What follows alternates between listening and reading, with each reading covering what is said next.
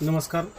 मी निलेश मुळे, Sai online multi service राष्ट्राचा service सर्वांना हा वरील मेसेज एक केंद्र सरकारतर्फे मागील 2-3 दिवसापूर्वी आलेला आहे.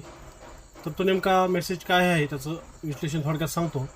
तर ती प्रधानमंत्री श्रमयोगी मानधन योजना आहे, जी की तुमचं 60 वर्ष वय झाल्यानंतर तुम्हाला दरमहा 3,000 रुपये महिना मिळेल, अशा प्रकारची ती योजना आहे. तर त्या योजनेत ई श्रम कार्ड धारकाला ती योजना लागू आहे.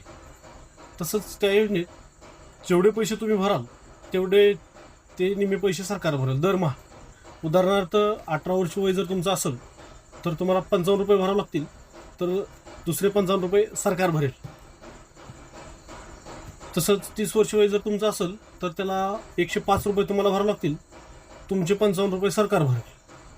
तसंच तुमचं वय जर 40 वर्ष असेल तर तुम्हाला 200 रुपये भरावे लागतील, उरलेले 55 रुपये सरकार बसेल. अशा प्रकारचे तुम्हाला वयवर 60पर्यंत पैसे भरावे लागतील.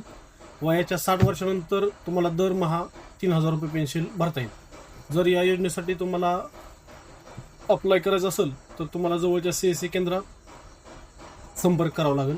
त्यानंतर तुम्हाला योजनेचा लाभ घेता येईल. धन्यवाद.